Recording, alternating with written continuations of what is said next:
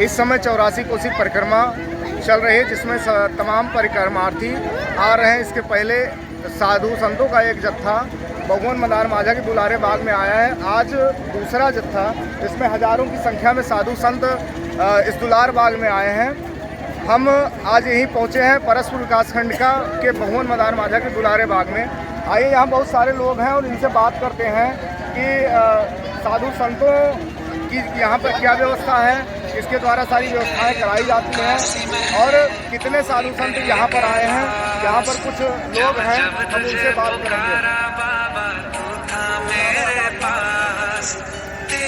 कौन सी जगह है? दुलार बाग है, बेदी में भगवान मदार। कितने संत अभी तक आ चुके हैं? इससे पहले जो जत्था आया था जो सिंधु परिषद का, उसमें कितने साधु संत आए थे? इस दूसरे जत्थे में कितने संत आए हैं? इसमें तो 1000 से ऊपर। जैसा कि यहाँ दादाजी ने बताया कि दूसरा जत्था जो आया है, इसमें हजारों संत यहाँ पर आए हुए हैं। आपको बता दें कि ये भगवान मदार माझा का दुलारे बाग, ये 84 कोसी परिक्रमा का 14वां पड़ाव पड़ता है, जिससे यहाँ पर हजारों की संख्या में साधु संत आते हैं। आइए, यहाँ और कुछ स्थानीय लोग भी हैं, उनसे भी और बात करते हैं और दुलारे बाग के बारे में भी थोड़ा जानकारी लेते हैं कि इस स्थान का क्या महत्व है, किस प्रकार से जो है साधु संत कब से यहाँ पड़ाव डाल रहे हैं, इसका क्या इतिहास है, इनसे जानते हैं। भाई साहब, क्या नाम है आपका? राधे श्याम सिंह। ये कौन सा स्थान है? देवी का दुलार बाग है, ये भगवान मदार माझा में है। गोंडा जिला का पहला पड़ाव है। ये साधु संत बहुत वर्षों से आ रहे हैं। यहाँ आके घाघरा नदी पार करके, अभी बहुत दयनीय स्थिति है, नाव से पार करके आते हैं। उसके बाद ये बाराबंकी पार करते ही पहला गोंडा का पड़ाव है। यहाँ आते हैं, परसों भी आए थे, कल भी आए थे, आज भी आए हैं, लगातार आते रहते हैं। 84 कोसी परिक्रमा है।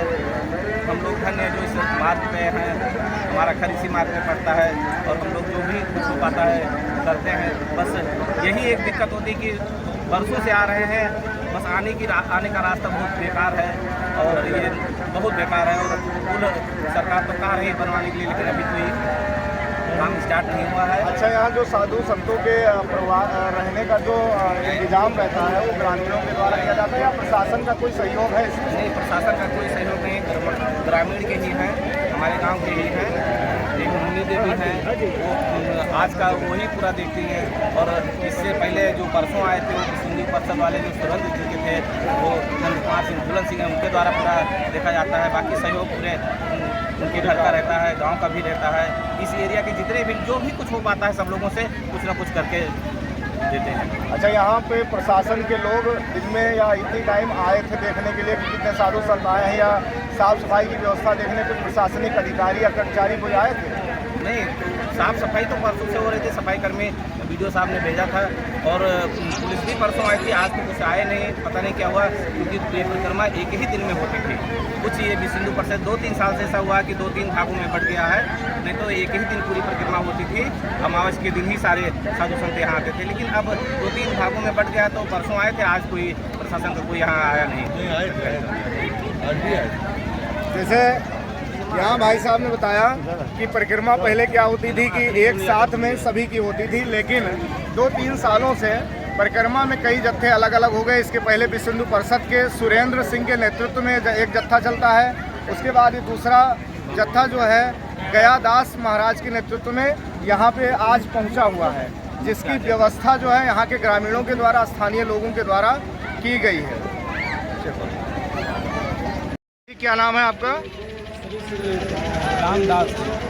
कहाँ से हैं आप? अयोध्या, लक्ष्मण घाट, बद्रीनारायण मंदिर। ये जो 84 कोसी परिक्रमा चल रही है, इसके बारे में थोड़ी सी जानकारी दीजिए। कहाँ से प्रारंभ होती है और कहाँ से आप आते हैं, किधर से होके? आप लोग के सबके भक्तों के जय सीताराम है। मोखौड़ा से परिक्रमा उठती है। इधर आ जाओ, परिक्रमा के महत्व है। पुत्र सृष्टि जग भगवान वैशाख मास का शुरू हुई। पूरी जो पुत्र कामना होती है भगवान की वशिष्ठ जी कराए थे। श्रृंगी ऋषि जी, जो श्रृंगी ऋषि की जाते हैं, परिक्रमा करते करते 22 दिन का परिक्रमा होती है। 21 पड़ाव है। 15 तारीख को परिक्रमा पूर्ण होकर 16 जून को जाएगी। रामकोट की परिक्रमा होगी। सीता कुंड पर जाके भगवान की जानकी नवमी भी है। उसी का आधार पर भगवान का परिक्रमा पूर्ण होगी। इसका यही महत्व है। जो भगवान की परिक्रमा करता है 84 लाख जोनियों से मोक्ष पाने के लिए होता है। ये आज आप किस जगह पड़ाव डाले हैं अपना? दुलार बाग पर है। 14वां पड़ाव है ये। इसके बाद कहाँ पड़ाव रहेगा आपका? जम्बू घाट पर इसके बाद पड़ाव रहेगा जी।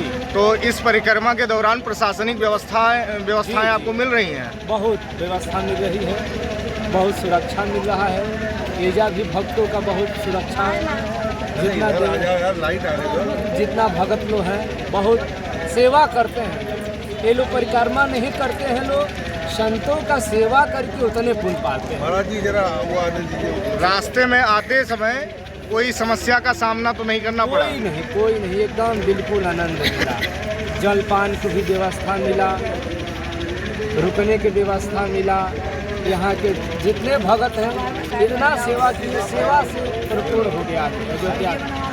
ये लगा तो ये जिस रास्ते से आप लोग आए वो रास्ता, उस रास्ते की क्या व्यवस्था है? वहाँ की सड़कें कैसी हैं? चूँकि सरकार बार बार कह रही है 84 कोसी परिक्रमा मार्ग बनाने की बात कह रही है। जमीनों का भी उनका नाप भी हो गया है, सारी जमीनों का, लेकिन अभी तक कोई कार्य नहीं शुरू हुआ। तो आप क्या कहना चाहेंगे प्रशासन से, सरकार से, कि किस प्रकार से इस पर कार्य किया जाए? कर सकता हूँ अब जल्दी बन जाए। थोड़ा रास्ता के तो बहुत दिक्कत है, गिट्टी पत्थर गड़ता है, अच्छा नहीं होती है। ये कहना से करते हैं थोड़ा सा जल्दी निर्माण हो जाए, पुल का निर्माण हो जाए। कौन से पुल का महाराज जी? घाघरा नदी का, एक सरजू नदी का है। तो वो उस पुल का निर्माण नहीं तो किस माध्यम से आप लोग उस नदी को पार करते हैं? बहुत परेशानी होती है। नाव से आना पड़ता है। नाव से परेशानी होती है।